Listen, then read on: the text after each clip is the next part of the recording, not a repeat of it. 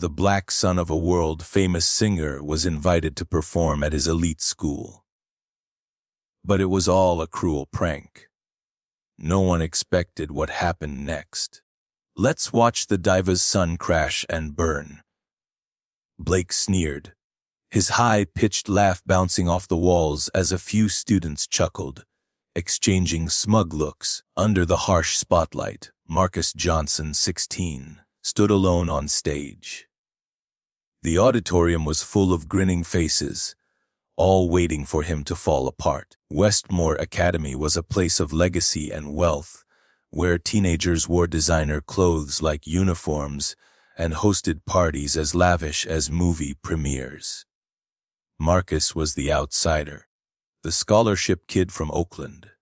His mother, soul legend Vivien Johnson, was off touring the world while he lived among the elite.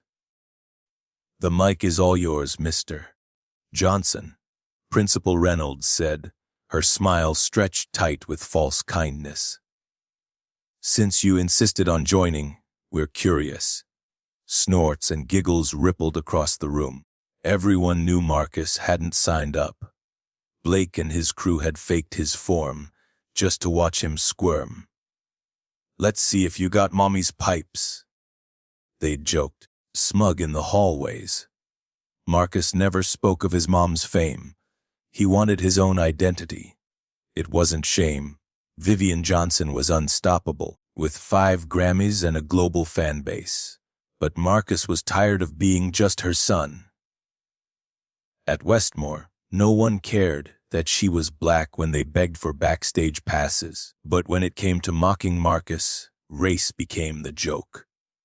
"We're waiting," Principal Reynolds said, tapping her nails against the podium. "Or are you going to quit now?" Marcus could feel the weight pressing down on him. The smirks. The cameras aimed at him, ready to turn his pain into content. "I didn't prepare anything," Marcus said, his voice steady though his heart thudded. The principal gave a dramatic sigh. "Maybe next year then." "I think I can." He paused. "No, I'll make something up." A hush spread like fog. In the front row, Mrs. Rivera, the music teacher, stared at him, her face unreadable.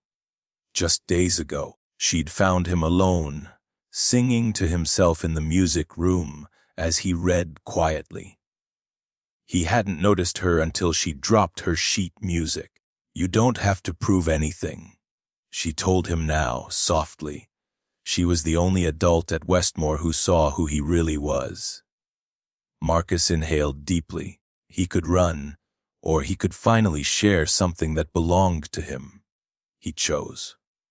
"I'll sing something my mom wrote," he said, calm and clear. "She never released it. No one's heard it but me." Gasps and murmurs swept through the crowd.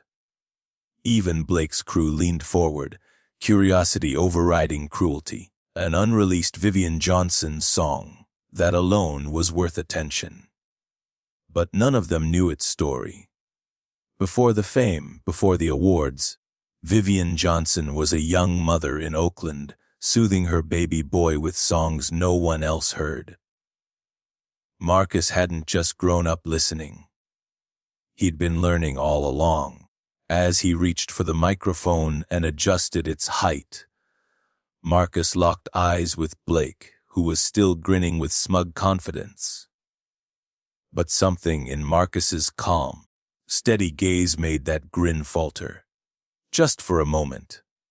If this story of prejudice, humiliation, and unexpected triumph speaks to you, don't forget to subscribe. Follow to see how underestimating someone can backfire spectacularly, and how a moment meant to break someone can turn into a legacy no one saw coming.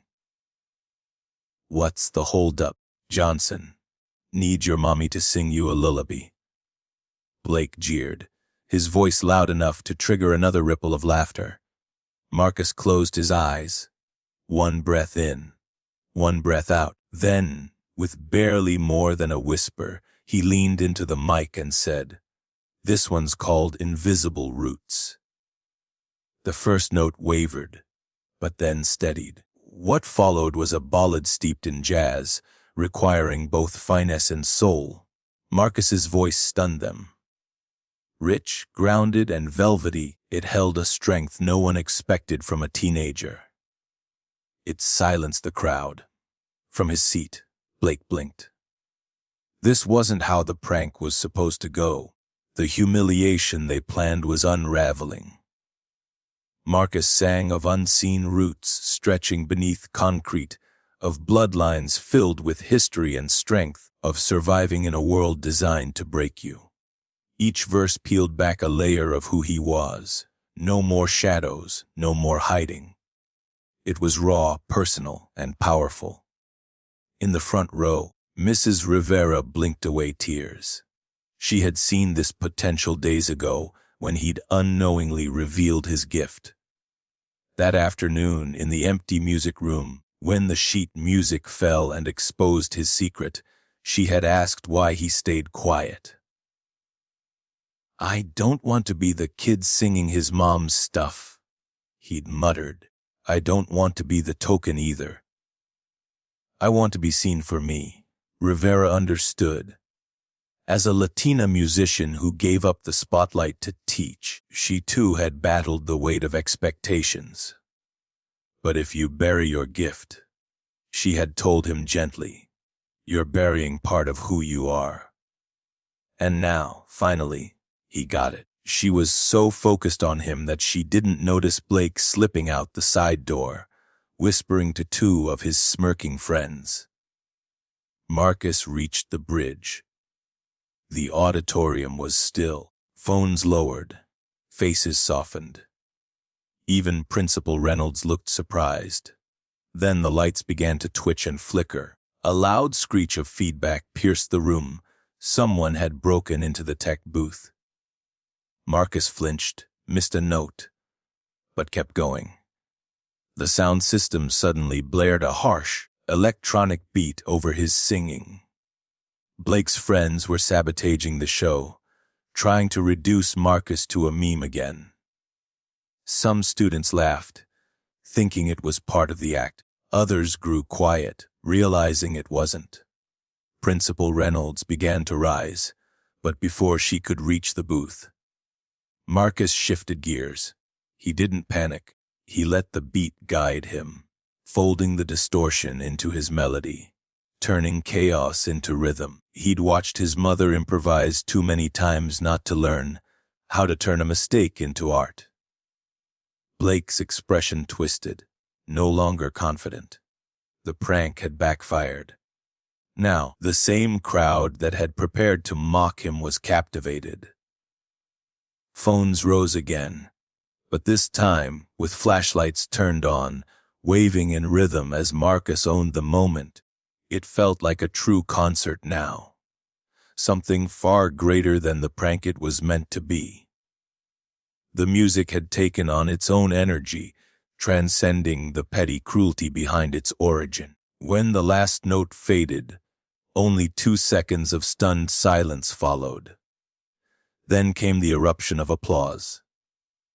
It wasn't the kind of clap people give out of obligation. It was real, unfiltered, electrifying. A boy named Thomas, sitting in the front, usually Blake's loyal sidekick and the son of a powerful real estate tycoon, was the first to leap to his feet.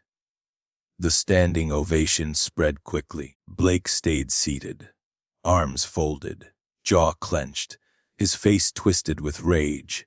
His stare said it clearly: this wasn't finished. Backstage, after the curtain closed, Mrs. Rivera found Marcus still trembling, the adrenaline not yet gone from his system. "You expected them to pull something like that, didn't you?" she asked in a low voice. Marcus nodded. "Blake said he had a surprise ready.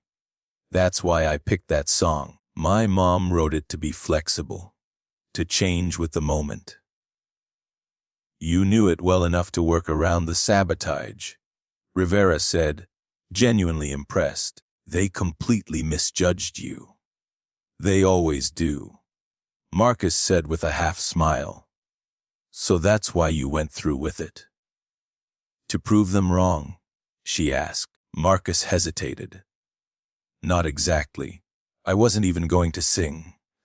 But after I found out someone faked the charity application, I got an email. He trailed off for a second, as if unsure whether to continue. It was from Berklee College of Music. My mom submitted a video of me singing. I didn't even know. Rivera's eyebrows shot up. That's one of the top music schools in the country, and they want you to audition. He nodded. Live audition. Next week. Can you believe she thought I was good enough all along and didn't say anything? Rivera gave his shoulder a gentle squeeze. Sometimes parents see what we're too scared to believe about ourselves. Their conversation was cut short as a wave of students poured into the dressing room, eager to speak with Marcus. Compliments and curious questions flew around. In the background, barely noticed, Blake stood in the doorway. His eyes were sharp, his fingers flying over his phone screen. Enjoy your little spotlight, Blake muttered as he passed Marcus. It won't last long. There was something in his tone, calculated, venomous, that chilled Marcus more than stage lights or audio glitches ever could. Later that night, back in his dorm, Marcus's phone buzzed. A video of his performance had been posted on the school's social page. But it wasn't just the performance. The comments below were filled with suspicion and venom. The top comment, from an anonymous user, read, "Want the truth about Marcus Johnson's so-called talent and why his mom hides him?" Link in comments. It was just the beginning. By morning, his phone wouldn't stop vibrating. The notifications flooded in. Shares, mentions, tags. Blake had uploaded a doctored video, a cruel remix of Marcus's song intercut with clips of Vivien Johnson, his mother, implying Marcus was nothing more than a copy. The caption stung. EXCLUSIVY diva Vivien Johnson hides her son from the spotlight. Sources say every label passed on him for lack of originality. Fake talent, fake charity cast. Marcus felt sick.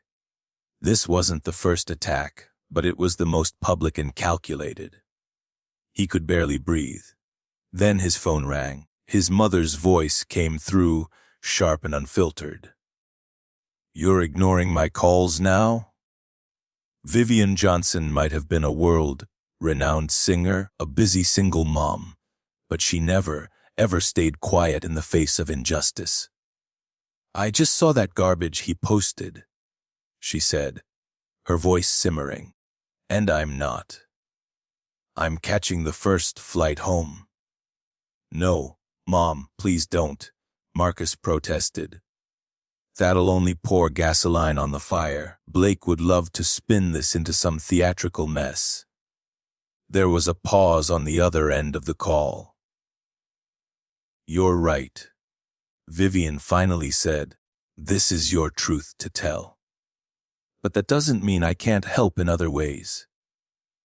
Back in his dorm room, Marcus lay on his bed, eyes fixed on the ceiling. Beside him, his usually reserved roommate Ely, quiet kid from Chicago, broke the silence in an unexpected way.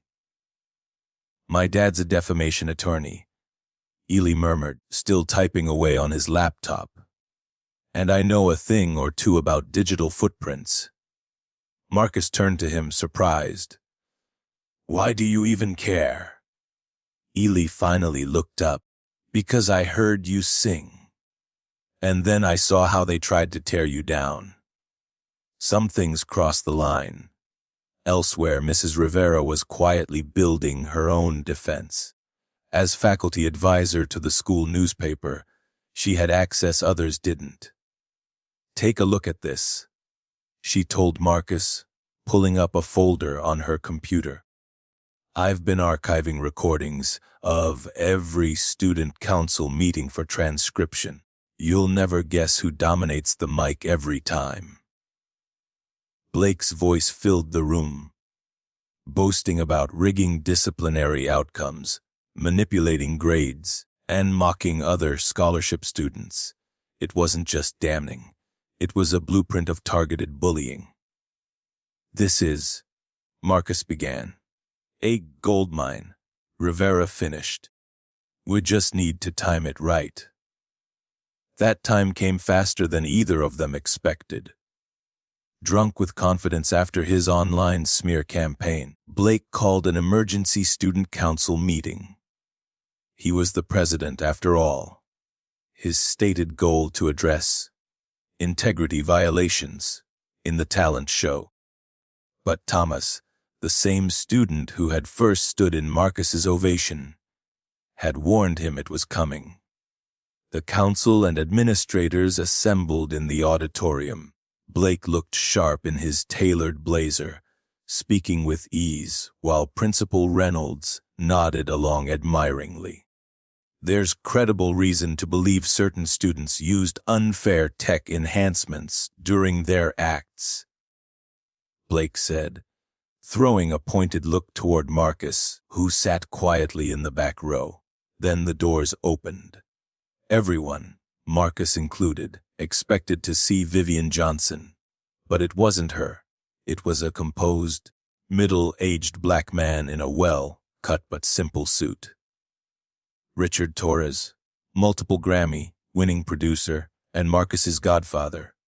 "Hope I'm not interrupting," Torres said, his voice carrying with the authority of a man who'd led orchestras and engineered hits. "Mrs. Rivera invited me to speak about a possible collaboration with Westmore's music program." Blake froze. This wasn't the battle he'd prepared for. Principal Reynolds quickly stood. "Mr. Torres, what a surprise and honor." "The honor's mine," Torres replied, making his way down the aisle. "Especially after seeing that video making the rounds." The principal frowned. "Video." Rivera turned on the projector. The footage on the screen was not Blake's slanderous edit. It was the original recording. Marcus's uncut performance, complete with the moment when the lights flickered and an awkward beat interrupted the melody. "I've spent over 20 years spotting genuine talent," Torres said as the video played. "And this kid's the real deal, but what truly struck me was this." The footage changed. Now they saw Blake and his friends breaking into the sound booth, clearly visible, hands on the controls during Marcus's act. "Security footage," Rivera explained calmly. "Installed after last year's vandalism." Blake stammered, "That's taken out of context." "Oh," Torres asked as another video began to roll.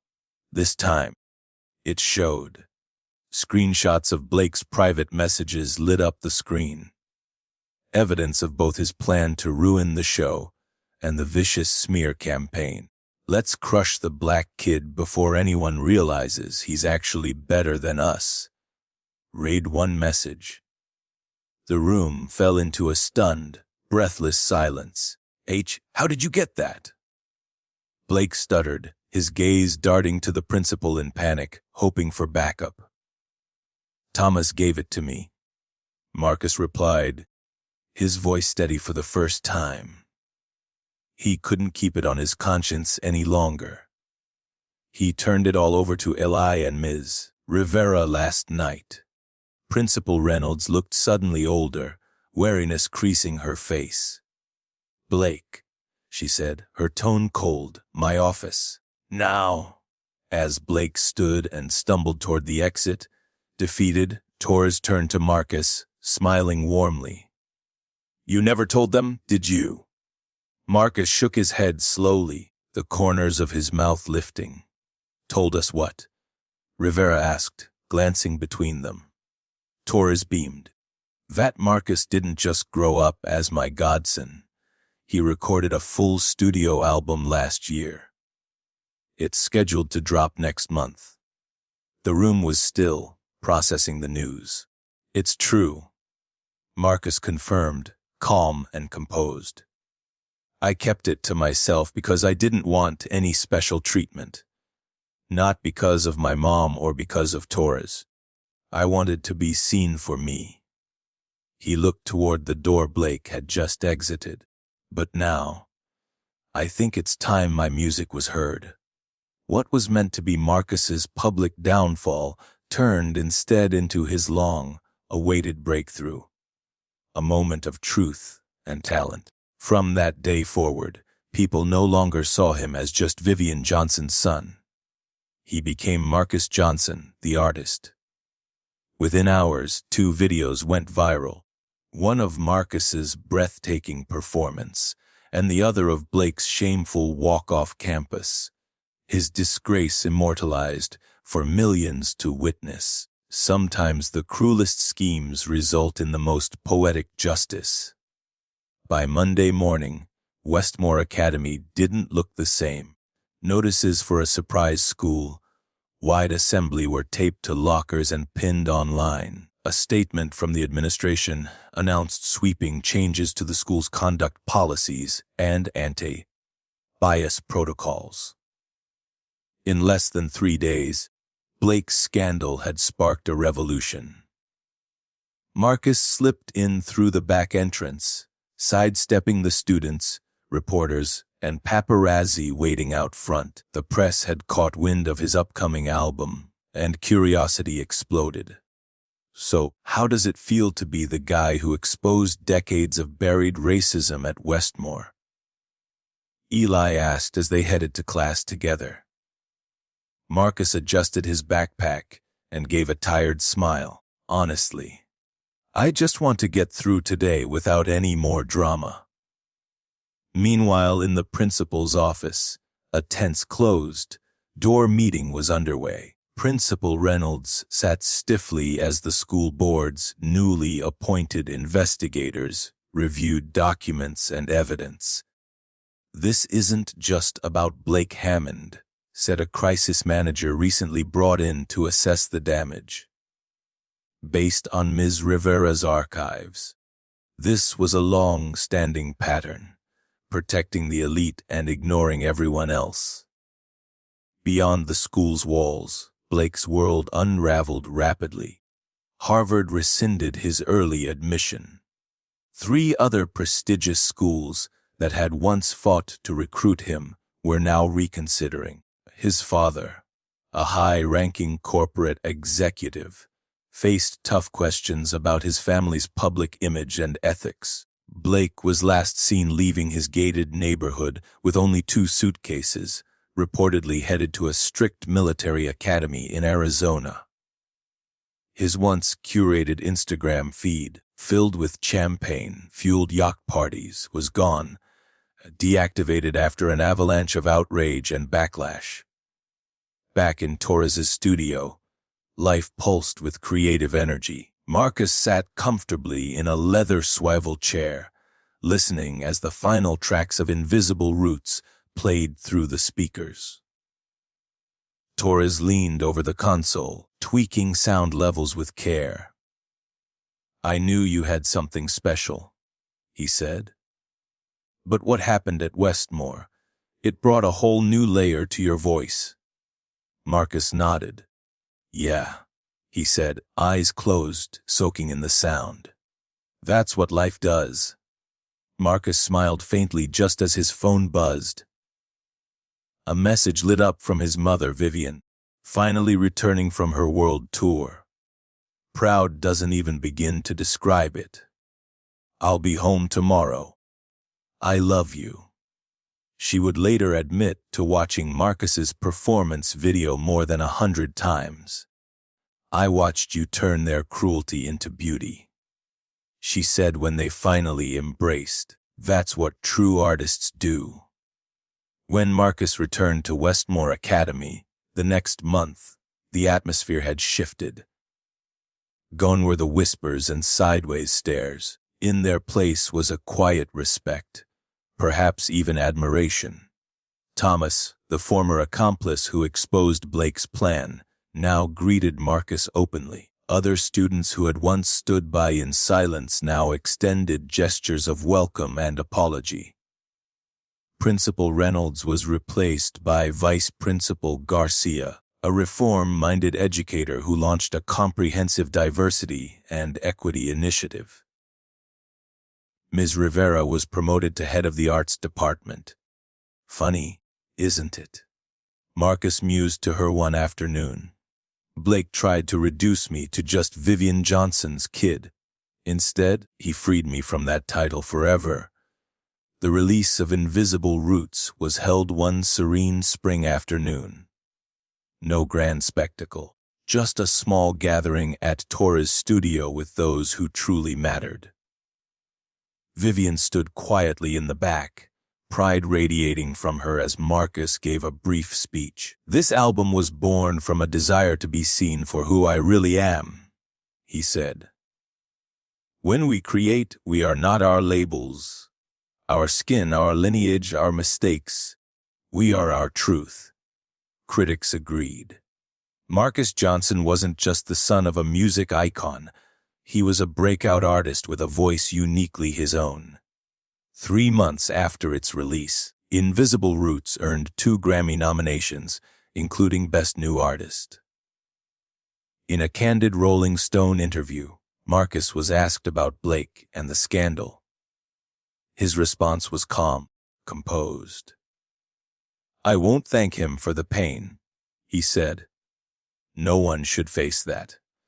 But I will thank him for pushing me to confront what I feared most, owning who I am, without apology."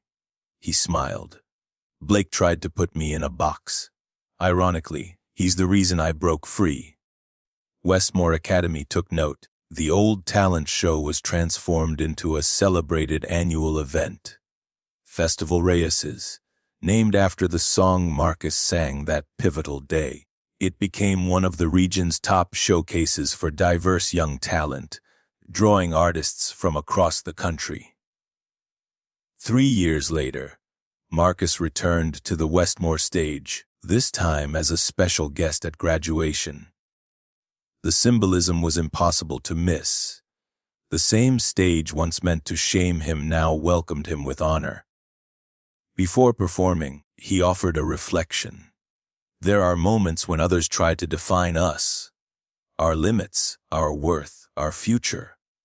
But we get to choose, accept their definition or offer one of our own. And when we do, when we speak from that place of truth, no prejudice can silence us." If this journey of justice and transformation moved you, don't forget to subscribe for more stories that remind us how resilience can turn cruelty into triumph. Share in the comments, has anyone ever tried to diminish your worth? And how did you respond? Because the real takeaway from Marcus Johnson's story isn't just that talent triumphs over hate.